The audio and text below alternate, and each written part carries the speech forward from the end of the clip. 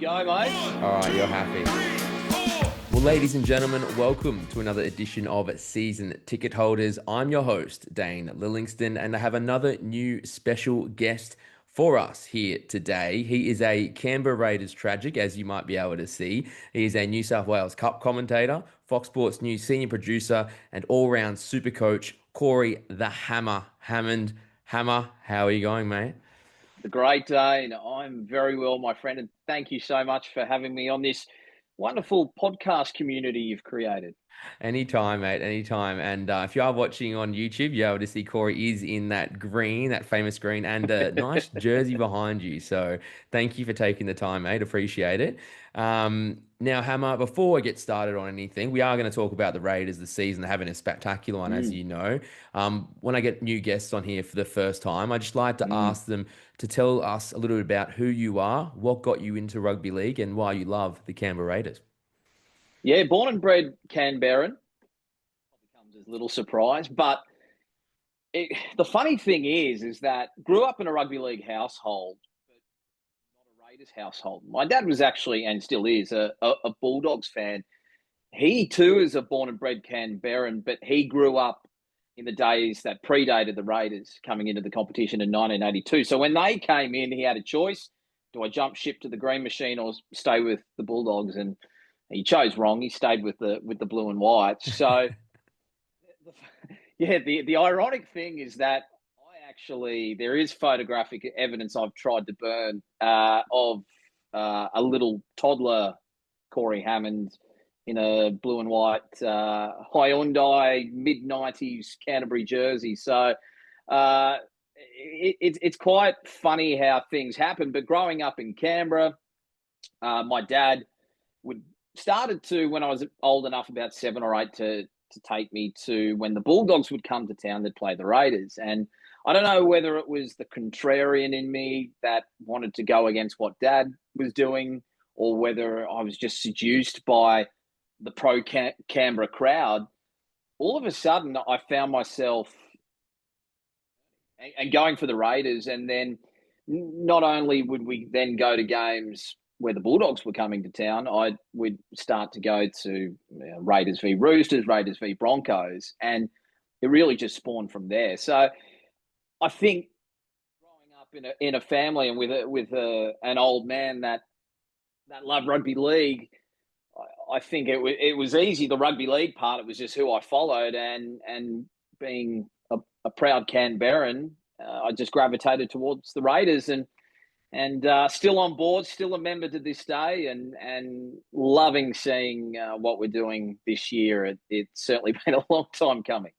I love finding out when guys have secret teams they used to support. That's always good. So I hope we can see that Bulldogs jersey out I there. mean, I don't remember that. So let me preface that by I don't remember supporting the Bulldogs. Yeah, sure, Maybe mate. selective memory, but no, it is funny how you see so many people will follow their parents and their grandparents, and there are these generational supporters, and then you get others where, again, whether it's this sort of contrarian personality or other external influences where they swap teams. And I guess the Raiders were a natural fit for me, being from the area and being able to go see the Canberra Raiders play at Bruce Stadium every second week. So that was where the love affair started. And I must say, the age I'm at, I must just have a poor sense of timing, but the glory days, the Green Machine, of course, winning premierships in 89, 90 and 94.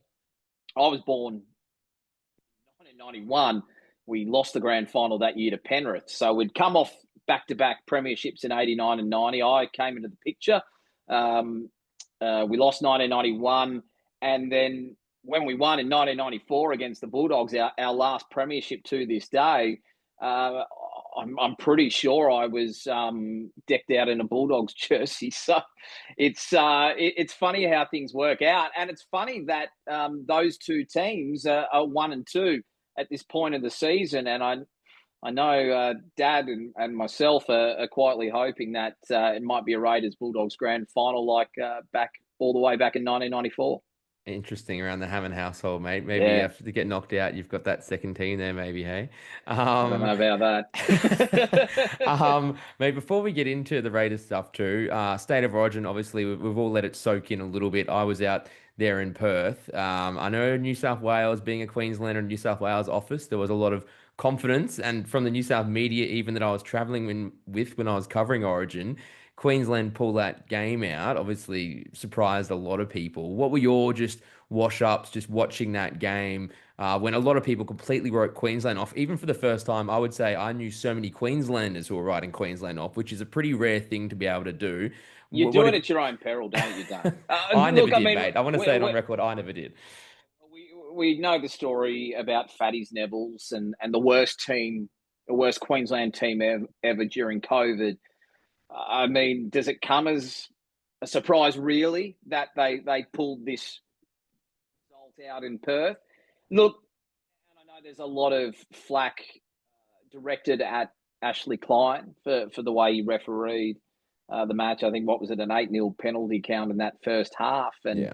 whether whether it was a justified penalty count or not, you just can't afford to give away those penalties and expect to win an Origin game against a Queensland side that was always going to bounce back and give a better account than what they did up at Suncorp Stadium.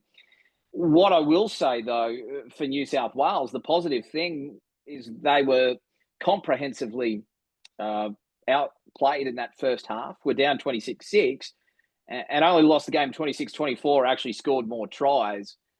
If that is as bad as New South Wales play, and let's hope from a New South Welshman's perspective that that's as bad as we do get, it is a scary sign still for Queensland that we came so close and played so poorly for a large portion of that game. But that said, I mean, how many times have New South Wales had the series all but sewn up, and Queensland have been able to pull it out of the fire? So really does set the scene for a very brawling decider in Sydney, and Queensland have no fears about playing at a core stadium. They've won there plenty of times when the series has been on the line, and I expect that to be a similar story in a couple of weeks' time.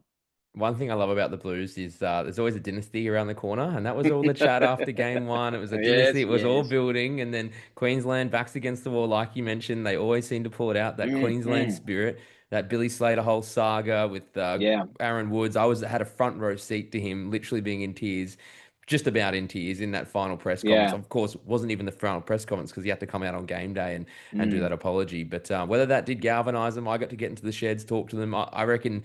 A couple of players said they did talk about it. A couple of players said they didn't, which I found interesting. I think Kurt Mann let it slip that they did. I trust the rookie over Yeah. the seasoned veterans who were like, no, no, no, we didn't talk about it. So I know it was addressed because he specifically Yeah. said Billy didn't talk to the group, but the Mm. senior players did. So anyway, we'll see, mate. But it's going to be very interesting. And like you said, as a media point of view, and of course as a fan, we all want to see a decider. So I think we got a classic Mm. Origin game, and it's set up beautifully for Queensland to beat you.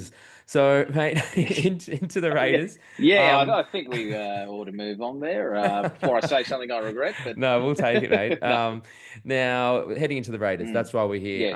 Coming into 2025, mate, I suppose me from an outsider point of view looking in, I wasn't expecting too much from you guys. You had some experience turnover, Jordan Rapiner, Elliot Whitehead, right?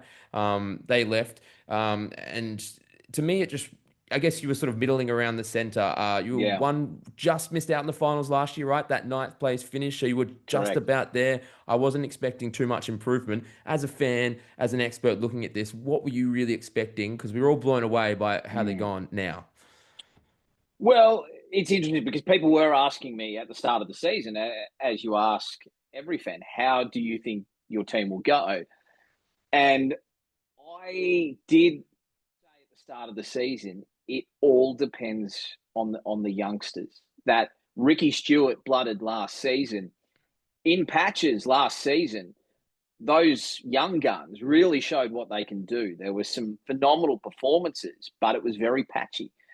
You've got to remember that a lot of them were rookies, first year players, second year players that were still trying to find that consistency as a first grader. We saw the emergence of Ethan Strange last year. And this year is really his breakout year where he has gone to another level. Take you back 2 years ago, remember the name Jack White, of course, over at South Sydney now. The Raiders threw out a huge offer to make him a one-club man. And the plan was that Ricky Stuart would build a team around Jack White. Now, he decided to take unders to go to South Sydney with the thought that they were in a premiership window more so than the Canberra Raiders. A big kick in the guts to Ricky Stuart. What that did, though, is it actually made him shift course in terms of his recruitment.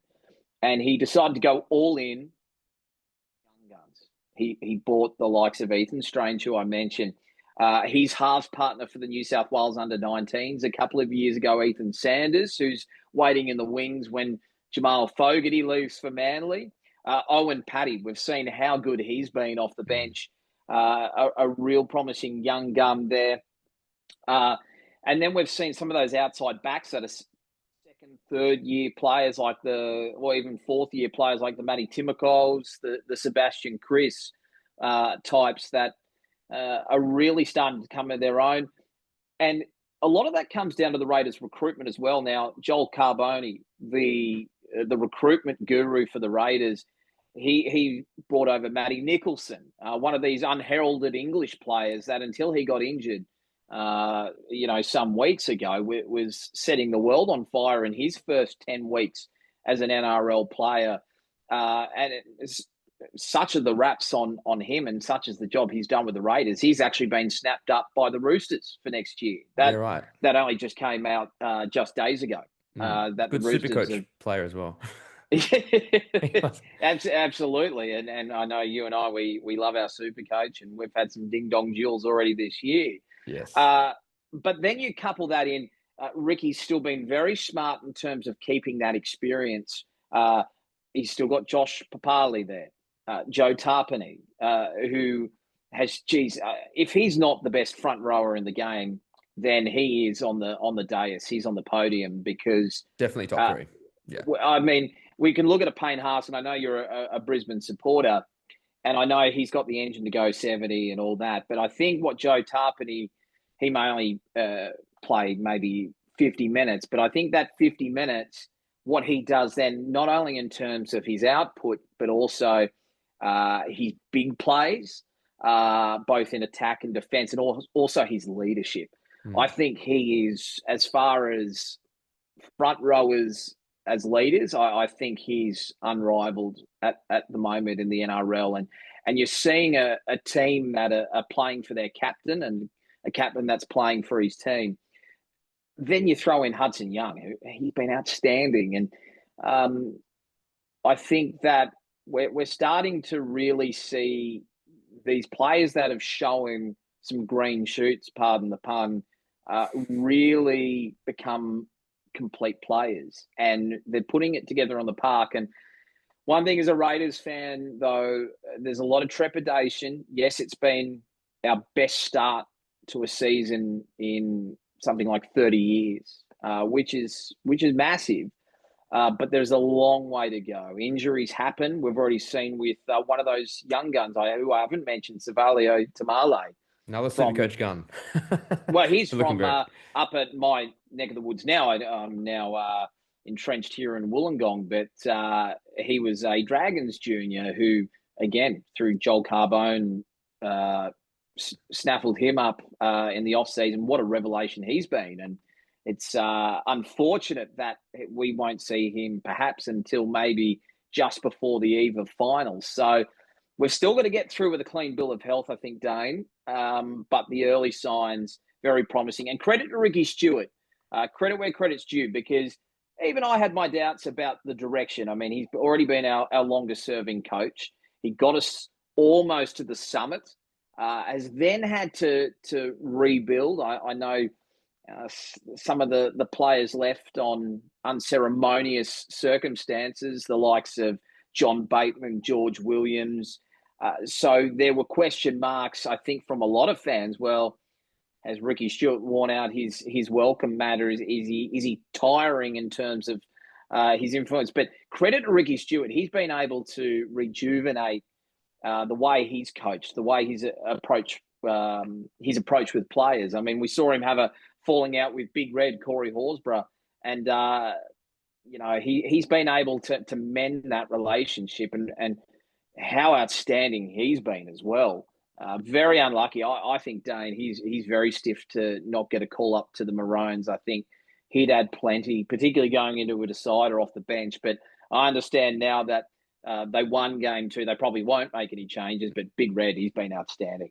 100%, mate. Like even from a Queensland camp, I think a lot of people were expecting changes after game one, but Horsburgh, I Yeah, think, was a player that we all penciled in to at very least come off the bench. Obviously, it was in the yeah. extended side, but I don't think any Queenslander, well, like you said, even New South Wales person would have, saw anything wrong with him being in the team. And you mentioned the forward pack, mate. I think that's what's Mm, so impressive. Papali'i, obviously, we saw that moment only a few weeks ago, yeah. surpassed Croker 318 games, Oh, right? That was what a special day that two was. two tries. Ricky Stewart's basically on tears in the sidelines. Like that was one of the all-time rugby league moments, if not the moment of the season, just about, right? What was that like just from a fan to watch this legend? I Yeah. know from watching him for Queensland for all those years, family man, all those the Fox Mm, League sort of mm, coverage leading up to it. Spoke about how nice he is. One of the players says yeah. every morning he gives me a hug. Like he just seemed like the most like genuine, wholesome guy. Backs it up by doing it, and then to break that record, that's pretty special.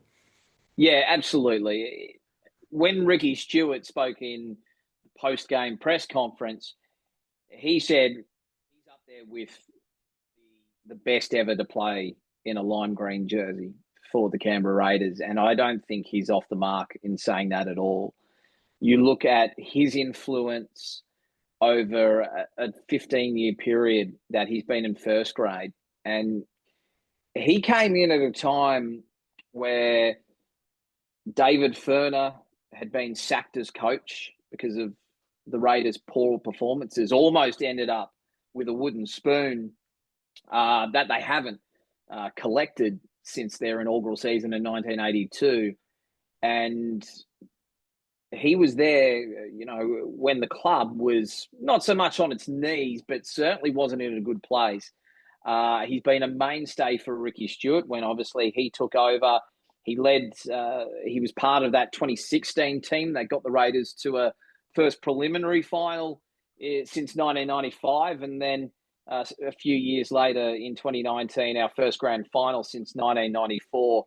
He was instrumental in that. A Queensland Maroons great, an Australian and Samoan test player that certainly, when I think his career, even now, but I think when all is said and done, he's easily top 4 or 5, I think. And what a fitting way for him to go out as far as his time at the Raiders with the premiership. That would just be a real cherry on top for a fabulous career. I know Josh Papali'i wants to go on next year. The Raiders have reportedly said this is his last year at the club. So it will be very interesting to see whether he ends up in opposition colours. I just can't picture it personally. I certainly hope it doesn't happen. I would love for him to be a one-club player and go out with the premiership. But, geez, what a special day it was for him to break Jason Toots Croker's record. Another player that I idolised growing up. He signed this jersey here behind me back in the dark old days, both with the jersey and our on-field performances. Jason Toots Croker was one of the senior guys at that point, but to break that record of an out-and-out club legend, to do it, score a couple of tries, and that kick for goal, that conversion, it was like he was practicing 15 years for that very moment. It Well, was he just went to script, and I tell you what, there was a fantastic crowd out there on a miserable winter's Canberra day. But the nation's capital really getting behind the Green Machine. They love the Green Machine when they're winning, I guess, which is like a lot of sides. But they're a very passionate bunch down there, and it's they're certainly riding that wave at the moment, Dane. yeah, I was going to say that Papali'i, if he does go out that fairy tale finish, has me parallels to Shane Webke 2006 because I think that was he was a much Yeah. loved player, sort of in that same Mm. vein and absolute legend of the game. And if you were to do it, that's what it reminded me of when you were just talking. You did just mention the fans there. I think they averaged still about 16,000 plus, despite the cold, like you mentioned. Yeah.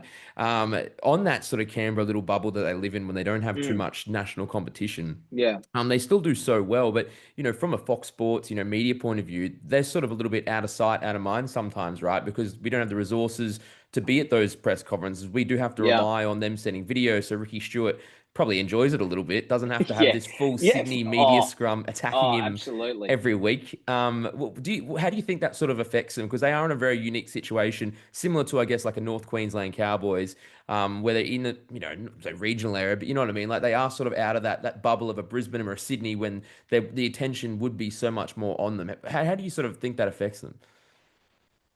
Well, I think like you touched on, Ricky Stewart loves that siege mentality of Sydney hate us, Sydney don't care about us. I'm sure he probably reminds the players from time to time that they don't give a rat's about the Raiders or Canberra.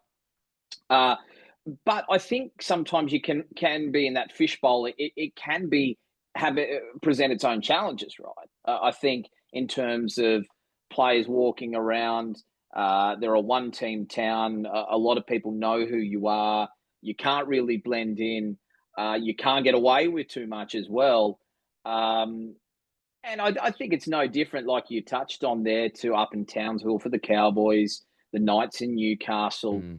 Um, and sometimes it can be a bit of an echo chamber as well. Where you get when the Raiders are going good, you're getting members of the public going up and really pumping the tires of the players, which can be a good thing, but it also can have negative impacts. It might put you up there when you probably need to stay grounded. So I guess it is one of those balancing acts. But one thing I do hear from the players when you hear them talk in the media, particularly those not from Canberra, about perhaps moving to Canberra, is how relaxed it is, and Mm. it is very much. They do call it colloquially as the bush capital, and it still does have that very regional country town vibe to it, even though it's up to about 500,000 people there now. But when the going's good, the Canberra public get right behind their players, and that they're certainly made to feel very warm and very welcome. But yes, a very passionate bunch, the Green Machine supporters. And you touched on the cold and the crowd. One thing they desperately need in Canberra is a new stadium. Bruce Stadium. It's about 40 years old.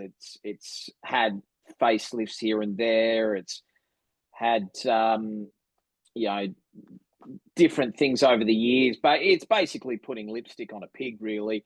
Mm. I know there's been a big push for a stadium in the city. Currently, it's out in Belconnen, which is about probably a good 10-15 minutes away from the city. It's a bit of a concrete jungle. I know there's been talk about wanting to get a roofed stadium in the city.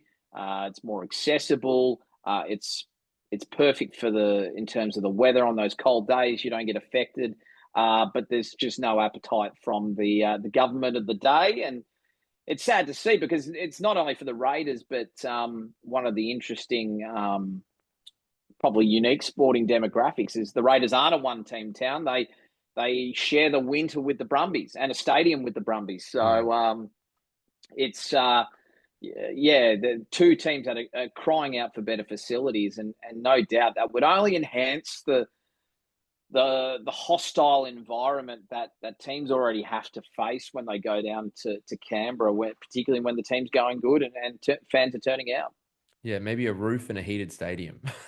Oh, yes, please. Well, and similarly, I know there's talk about the A League wanting to have a team in Canberra. So on Mm. the flip side, Canberra winters are freezing. I think I was talking to a mate the other day, -6 they got down to overnight. Geez, yeah. It might have been on Saturday night. But on the flip side, in the summer, in the peak of summer, it is 40 degrees plus in Canberra. So Yeah, I didn't know that. Okay. yeah, it is hotter than Sydney and Brisbane a lot. So different heat, dry heat. They obviously don't get the humidity that the Brisbane and Sydney do, but Uh, yeah, it's not uncommon to see 40-degree days in Canberra in the summer. It's one extreme to the other with the nation's capital. So if they were to get an A-League team, it would make sense to get a roof stadium as well to keep the players cool as well. Again, just no appetite at the moment from the government, which is disappointing. I know that Andrew Abdo, I think, tongue-in-cheek, mentioned to Prime Minister Albanese the other day that the Raiders could do with a new stadium and could probably go into bat with for the Raiders with the territory government. But Yeah. I think that's on the wish list of a lot of Raiders fans, and I know it's something that I would desperately love to see because it's just not adequate at the moment. I'd love to see a state-of-the-art stadium where we could host some of those internationals even at the end of the season, which I think will become more prominent as well as the NRL looks to try and push international footy as well. 100%, man. I like that because I'm a big Yeah, advocate myself for suburban grounds. If I had to pick one at the moment that needs it number one, it's still the Sharks. That needs to be yeah, fixed ASAP by the NRL because that thing's a joke. yeah. Well, the Uh, problem is that Dane with that with the NRL. Well, I mean, I don't think the NRL relies on state governments to put in funding, but the problem that the Sharks have is they own the ground. yeah. Whereas a lot of the grounds in Sydney are venues New South Wales, so they are government run, government owned, and they can put. I totally agree. I mean, Shark Park is totally inadequate. I mean, we're talking a capacity of just over 10 or 12,000. Yeah, they say like 14 or something, but I Yeah, don't believe it. look, Yeah. I've been out to Combank, and it is a magnificent ground. Yeah. That is the model. I'm all for suburban grounds, right? But look, as much as I love the nostalgia of the hill, having gone to those Combanks where you can, they build them quite steep, and you even though you're in the bleachers, you feel like you're on top of the action, and it's like a coliseum like atmosphere. It captures the atmosphere. But I just think the days of the hill, and I think it's a little bit outdated. I'd still love to see footy at Brookie and Leichhardt, but I'd like to see all seaters. Yeah. They don't need to be big, like 20,000 seaters, but just more family friendly. I think, some of the amenities, particularly when you're throwing a hill on a wet day, Leichhardt, people sliding in the like mud. sliding in the mud. And like, I get the whole, A lot of drunks. A lot of drunks. yeah, it's, and you see some of those modern stadiums, like Suncorp's amazing. And I know it's probably, it's coming up to about Hey, 20, well, 25 years old, which is incredible. But yeah. it still fits in that category of modern stadium. I haven't been up to the Townsville one, but that looks an absolute treat. It is Uh, fantastic. Amy Park in Melbourne, another great venue to watch, and they're all seaters. Here's riddle me this. I mean, they spent. I don't know exactly the figure on Bank West, right? But they say it was 250 million or three. It might have even been 400 million or something, whatever it was. I'm going to go They with spent 360 million. That's what AI has quickly million. told me on Google. There you go. So Stadium, I think, maybe comes in at maybe just over 200. Maybe the AI might be able to help us out there. What was that one, Amy, you said? No, the new Penrith Stadium that they're building, Yeah, right. and all they're doing there. I'll let you while you get the figures up. All they're doing there is they're knocking down one grandstand and a complete new grandstand. Then they're refurbing the Western grandstand, and on the sides where they haven't had seating, they're just replacing with more hill space. Yeah. And I always, yeah. and they're spending the same money just about as what they did at Bank West to build an all-seater which has one of the best atmospheres in rugby league. I mean, why didn't they just build another Bank West out at Penrith? I don't know. Stadiums are a big one where I just think we need to if we want to go over to America and present as this this global sport, this global phenomenon. I think playing in old rickety suburban grounds where there's still hills, I just think it's outdated. And you look at the AFL's move to the modern stadia and the crowds that they're attracting. I'd love to see rugby league go down that path. And I know they're trying to preserve this whole nostalgia. And I know they go, well, it's tribal, we've got to keep it suburban. No problem with keeping it suburban, but find the money to make these suburban grounds modern masterpieces. That's all I'm saying. I could go on for hours. I know we've come on here to talk about Raiders, where I've gone off on a tangent about stadiums. I could talk for hours and debate for hours about this, and I know there'll be people listening to this going, "Oh no, we can't get rid of the hills," but that's my take anyway. No, I didn't realize you were so passionate about stadiums, mate. No, I respect that though. But I pulled it up. Penrith Stadium redevelopment project is about a 309 million investment by the government. So not too far off, like you mentioned, of the whole redevelopment of Bank West or the building of that. So that's pretty crazy. I do love the hills, but I do get exactly what you're talking about because it is a bit outdated and those stadiums that no one's putting money into them. You go out to Belmore, it's really tough. Obviously, they've just had to do that Leichhardt one, which was in the air for a little bit, but the government ended up, folding and investing in that. But we will move on from stadiums. But I do like your takes on that. Mate, just back to the Raiders players. The only other player I really wanted to touch on was Jamal Fogarty. Obviously, we all know what happened. It seems like the Raiders wanted to keep him, much loved, but he couldn't turn down a 3-year deal in the end, right, with Manly. Obviously looking to replace Daly Cherry Evans. But he's been great. Like, I know I just brought him in Supercoach, and it's been a big joke that he had his lowest scoring game of the season because it was not many points in that win over the Tigers the other night. But he's just getting better with age, right? You love those halfbacks that age like a fine wine. And what have you made as his performance this year? Well, how good Titans going? I mean, their judgment, they let Jamal Fogarty go. We see what he's doing with the Raiders now. They let Toby Sexton go. He's the halfback of the team running first, and Jamal Fogarty's the halfback of the team running second. And the Titans are on the bottom of the ladder. So that's a very good point. That's a very good point. But I love how he's really matured since coming to the Raiders. He certainly was not the finished article, but Ricky Stuart saw something in Jamal Fogarty, some qualities. I think also credit to Jamal Fogarty, from all reports, an outstanding person, an upstanding guy, first and foremost. And his game has really matured over the past few seasons. He's really led the team around. His kicking game has got to be the most improved in the competition over the last couple of years. A formidable long kicking game, some of those high balls he puts up, but his short kicking game as well, his ability to earn the Raiders' repeat sets really has transformed us into a genuine premiership contender. Can I just jump in there real quick? Yeah. Sorry, I do have the stats on kicks just from the NRL. He leads the NRL with all kicks at 219. That's 8 more than Katoa in second. He leads the NRL in attacking kicks with 119. That's also above Katoa at the Dolphins. And he is second in all kicking meters in the NRL with 6,501. And that's just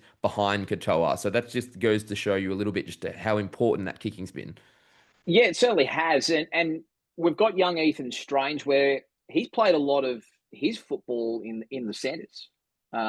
Let's bear in mind that 5'8", while he's played a little bit of footy there, even in his juniors, he did come through as a centre. So he's really just starting to develop his game as a number 6. So Fogarty's taking it upon himself to do a lot of the kicking duties, whereas maybe a lot of other teams will share the kicking more evenly between their 6 and their 7. So he's assuming a lot of that responsibility. Big loss, and I know Ricky Stuart wanted to keep him, but I also think it's smart by the Raiders to not try and then match Manly's offer for a 3-year deal. I just think that's too long. He is 31, but once you start to creep up to that 34, 35, I know we see Daly Cherry Evans, Adam Reynolds, they're at that point. They're still playing some decent football in their twilight, but we know Adam Reynolds, his body is letting him down at times. Daly Cherry Evans, well, in the opening few weeks of the season, it looked like he could play until he's 40. Not so sure the way he's been playing over the past couple of months. Mm. It's a big risk to lock a guy into a deal that deep, particularly when they've bought Ethan Sanders. Big raps on him. They bought him from Parramatta. He's a New South Wales under-19 state of origin player from, I think, back in 23. He came through, as I mentioned, with Ethan Strange, Savelio Tamale. So you can see what Ricky's trying to do there to bring this next generation that have also played a fair bit of football before coming to the Raiders.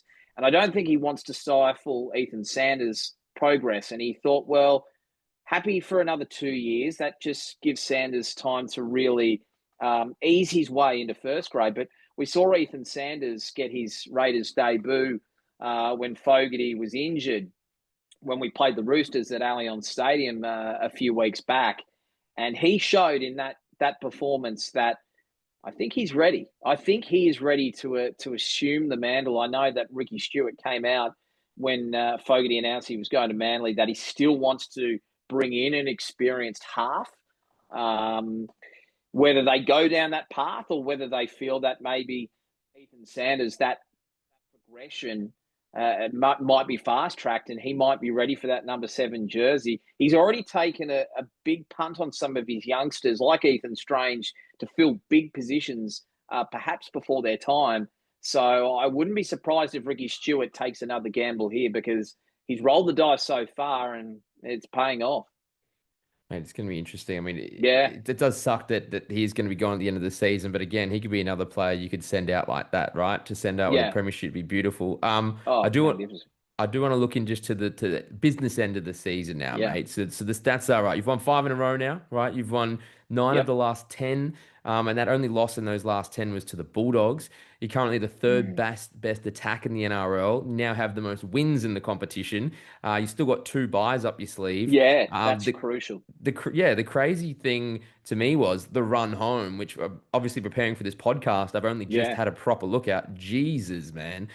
You've only got the Knights, Dragons, a bye. Then you've got the Eels, the Knights again, the Dragons Dragons again, again. Yeah. Sea Eagles, a bye, Penrith and Tigers and the Dolphins. Geez, like that is I would have to say, the dream run home. That is amazing. I didn't realize, but I was just looking on Sportsbet. You guys are almost unbackable to make the top 4, which, I mean, obviously that's fair enough based on how you're Yeah. doing now. But also to win the Minor Premiership. That's the one that I found crazy. You guys are going to be Yeah. right up there because you might be third on Premiership betting, but pretty sure you're favourites now to take out. Yeah, $2.50 the minor premiership, 260 Yeah. for Bulldogs and 360 for Melbourne. But based on that run home, I mean, you guys almost should get the minor premiership, right? You must be Mm. feeling pretty confident with 2 buys up your sleeve. Yeah, look, there is a quiet air of confidence, but we've only won the minor premiership once, and that was all the way back in 1990. So I wasn't even born. That's how long it's been. That's Yeah. how long it's been. So again, that trepidation as a Raiders fan, once bitten, twice shy, all that. But you only saw what happened on Friday night at Campbelltown against the Tigers. Certainly the Tigers haven't been setting the world on fire. Yeah, sure, they're playing a lot better. 16-0, it looked like we had the game all sewn up. In Whether it like was a 20 bit of minutes too, right? That was early yeah, on. Yeah. yeah, and whether it was a bit of complacency, but they were completely shell shocked after half time. The Raiders, the Tigers came out. What I will say though is, in previous years we would have rolled over and lost that, no questions asked. But there is a resolve about the Raiders this year that I haven't seen too often over the years. Perhaps maybe in 2019 and maybe the year after in 2020 where we made the prelim. So this is, it's uncharted waters as far as the Raiders concerned, really, when it's been 2 generations, really, since we've collected the minor premiership. But as we know, the minor premiership, sure, it's great, but it means nothing if you can't take home the Proven Summons Trophy the first Sunday in October. Melbourne found that out last year, as they have many times. I think they've got something like 6 or 7 minor premierships, but only 4 premierships to show. So, but it is a big advantage if you can finish in that top 2 in particular. You really give yourself a rails run to go deep into the finals. Yeah, I'd be shocked. Just looking at the ladder now, there is obviously this 4 is starting to break away with the Bulldogs on 28, you guys on 26, Yeah. Storm and Warriors on 24. Then the Broncos have actually moved into fifth now, but they're back in Mm. 18, 6 points behind. And then they're with a bit of a cluster, really, for the rest of the comp, really. Titans at the bottom on 12. Then from the Mm. Rabbitohs up to the Broncos, you're talking about 4 points difference. So pretty much set there. I would be very shocked if you guys, well, don't make the top 4. And you'd think top 2 at least from here. I suppose Yeah. the next question is you do have a young team, maybe lacking in some finals experience, you'd say, Yeah. but you are mixed in with some experience in Papali'i, Fogarty, those types of guys. But then do you think you'll be able to match it with the Bulldogs team, who sort of is a bit inexperienced themselves in finals, so Mm. rising at the Mm. ranks, but then a superstar Storm team who've been there, done it Yeah. before, Penrith, who I'm sure are going to find themselves Mm. somewhere there in September, and then Warriors, who's very sort of similar with Canberra, who are both just the surprise packets, I suppose, of this season. Do you think that you can take the next step? The premiership window's open now. That's great unknown, isn't it? And like you touched on, you've got Melbourne that will be there when the whips are cracking. They were bridesmaids last year. They were the best team all of last year, but for on grand final day, that they'll certainly know what that feeling is like of losing a grand final, and they won't want that feeling again. If they fall into the top 4, they become a very formidable opponent. They jag a win week 1. They'll be very hard to stop. You've got Penrith, like you said. It's looking increasingly likely that they will make finals. We I, always knew it I, would happen, I, right? I, it, I was astounded how high they are on the ladder. I just went, where did that come from? I knew they had a couple of wins after what was a less than ideal start, but I didn't realise just how high they were on the ladder. But like you touched on, there's a bit of a gap there forming. Can we match it with Canterbury? I think we saw what we did to Canterbury in that first half when we played them down in Canberra earlier in the year, but um, again, it's being switched on for 80 minutes. I don't think we've done that consistently this year. I think we've done just enough in a lot of games. We've trailed in a lot of games. We've had to claw back deficits, sometimes double-digit deficits to win games, and we can't afford to do that when the whips are cracking because sides are too good. If you let them get out to a lead, invariably they will stay in front and they will be very, very hard to mow down. Yeah, sure. I think collectively as a team over the last 3-4 years, not a lot of finals experience, only a couple of finals games, I think, in the first week of finals. But some season campaigners, like you touched on, Papali'i, Tapine, Hudson Young played in the 2019 grand final. So still the sprinkling of experience there. But I think the beauty about some of the young guys is they've got no fear, right? That's I true. think we've, and I know we're going back 20 years here, but look at that West Tigers side. Mm. Similar Benji, vibes baby. there. Just yeah, exactly. What Benji was able to come in and some of those young guys, and they were a breath of fresh air, and they had played with no fear, and they played all that way up into the grand final, and we saw the famous Benji flick pass. And I'm not saying the Raiders are the absolute entertainers of the competition. They can turn it on when they want to, but I think the beauty of the Raiders is they can play so many different ways. They can play gritty and tough and grind out a win, and they've also found a way to blow teams off the park and really turn it on as well. So that's what I like. Whether they can do it down the stretch, that remains the big question and the big unknown. No, I like that, mate. I'm not going to draw Yeah. another comparison to the Broncos either, but the way you were talking there was giving me 2023 young Broncos team full of confidence Yeah. vibes, running all the way to the grand final when no one thought they could do it. Obviously, didn't do it on the day, but I can see that sort of similar storyline building. And honestly, even if they don't go too far, I can tell you Mm. Raiders will be everyone's second team, right? Because you've got Ricky Stuart. You love him or hate him. I love watching that passion. I love watching Oh, passionate he's players. hard on his Classic. sleeve. He is, And mate. look, and as I said a little bit earlier, I as a Raiders fan, after the disappointment of coming so close in 2019. There have been thoughts over the past years. What direction is Ricky Stuart going in? Is he the right man going forward? Because he was at a similar crossroads with Brad Arthur. He'd been at Parramatta, an identical. He actually took over from Ricky Stuart at Parramatta. Similar trajectory where Parramatta almost got to the summit. They made a grand final, and then after that, the wheels sort of just fell off.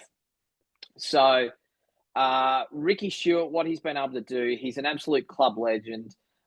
Without him, we wouldn't have won the 3 premierships we did. He bleeds green. He is, he is heart and soul. He is Raiders. And the way he's been able to revolutionise, I think, the way he's been able to coach and also the philosophies he's taken with these young guys, it's really exciting. And like you said, I think we will be a lot of people's second teams because we are unassuming. A lot of people had us penciled in for the wooden spoon. Can you believe? As a Raiders fan, I know we're used to disappointment, but we haven't. One thing we haven't done is collected a wooden spoon since 1982. So That's a good record.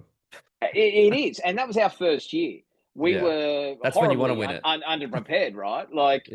We were coming into the big league against all these big Sydney clubs, and we were pretty much, a few players from the Queanbeyan Blues cobbled together, which they play in the Canberra Raiders Cup competition, the old Group 8. What Ricky's been able to do, he's been able to draw on the history, he's been able to draw on his passion for the club and really instill it in this current batch of players. And I'm enjoying this ride we're going on because I know it can be fleeting, particularly with a side like the Raiders. So I'll enjoy it while it lasts, however long it lasts, and let's hope it lasts a little longer. I'm glad, mate. And it's good to see them going well. And don't forget, he's also drawing on his family because son Jed trying to debut on the weekend. Not forget that. I think they said it mirrored Ricky's debut. Was that right? 37 years earlier. I saw something like that. Yeah, I don't know I think it was. They scored. I think it might have been they scored their debut try in the same round 30 years apart or something like that. Wow. Yeah, I saw 37, but something like that. Yeah. Yeah. It just incredible synergy there. Great to see Jed get a go. He's been biding his time, been consistent in the knock-on effect New South Wales Cup with the injuries to obviously Tamale and the ACL injury to Albert Hopoate just before the season kicked off. He was really the next man up. Tall, rangy type, as we saw, can finish.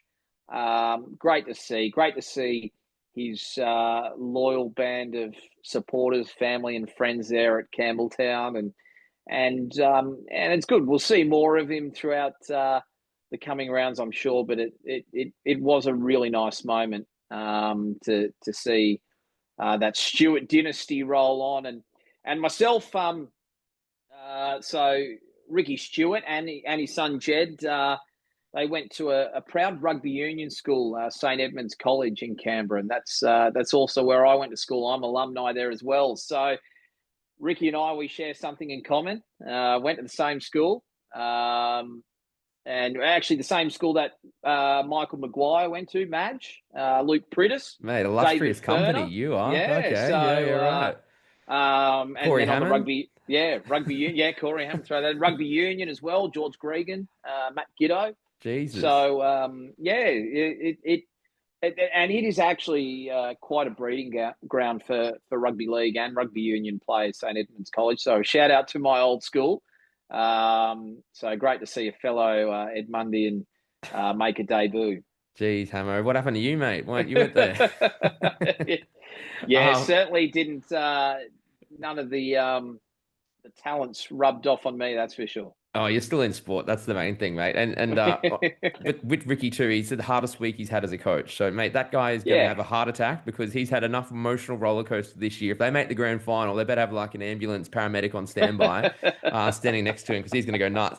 Hammer, we have covered everything, mate. If you're a Raiders fan and you haven't loved that overview of their season, I don't know what you're going to like, mate, because you had a lot of good points there, mate. Nice knowledge getting inside the Raiders and thank you very much for joining us. Where can people get a taste of the Hammer, mate, if they want to get you still doing some commentary and things like that? Yeah, look, I call for Bar TV. They have the rights to the Knock On Effect New South Wales Cup. Obviously, Fox League as well, show a game a week. I'm not on the Fox League coverage, but you can catch me on Bar TV. I think this weekend I'm at Wynn Stadium calling the Dragons v Eels in the New South Wales Cup. So looking forward to that. I've called a couple of Raiders games. The funny thing is people say, well, surely you show a bit of bias there to the Raiders. It's so funny. As soon as I step into a commentary box and put those headphones on, I forget I'm a Raiders supporter, which is people say, really? But yeah, I love calling the footy. There were two things I wanted to do as a young kid: play for the Raiders and be a NRL caller. So I haven't called an NRL game yet. Way there, hopefully sometime soon. But yeah, certainly passionate about calling footy and passionate about the Raiders too. That's good to see, mate. Utmost professional you are, mate. Very good to hear. We didn't mention too. Quick shout out to your jersey in the back. You did tell me off camera before, but what do you have behind you Yeah, there? I think I don't know. How's the light? Should I turn the light on there? I Maybe think just we might quickly be chuck the line might on so we can might check. might be getting a. There you go, There Hammer. we go. We shed some light on it. So this, I think, was about circa. I don't have a little plaque that tells me the year, but I think it would have been about 2001. So Mm, these were the dark old days. And if anyone says, "Oh, well, you're jumping on the bandwagon," well, when I was sort of growing up, going out to every single game, which I did, I went out to the snow game in the year 2000, Raiders yeah. Tigers, 25-year anniversary just gone with that. Actually, that game. This was a 2001 jersey, I think. So some of the names on there, just having a look. Mark McClendon. If anyone remembers the Mac Attack, Andrew McFadden, who I think's maybe an assistant over the Warriors now, him and Mark McClendon, they called them the Mac Attack. Troy Thompson. So I think only the rugby league trained spotters would recognise some of these names. Yeah, you need some hardcores here, Corey. Todd Payton. Todd Ah, there Payton we was, go. yep. So Easy one. he was still playing for us at that point. So yeah, I think we've got maybe Monahan. I think there, Joel Monahan. So yeah, we've. I mean, I could go through them for hours. Maybe Raiders not fans today. might Maybe be not. interested. Yeah, maybe not today. I think I've already talked underwater enough for the fans of your podcast out there. But no, it's been an absolute pleasure, mate. I really appreciate it, and as I said, love what you're doing, giving a voice to the fans because. Hey, we are the heart and soul. The players go out there and grind it out and put their blood, sweat, and tears. But without the fans, the game's nothing. So thanks for giving us a voice, mate. I'm a new host here. I don't even need to wrap this up because he's done such a good job. Corey Hammond, ladies and gentlemen, you can catch him on Fox Sports News, calling New South Wales Cup, as he mentioned. And I don't think I need to tell you, but absolutely hardcore, passionate Raiders fan.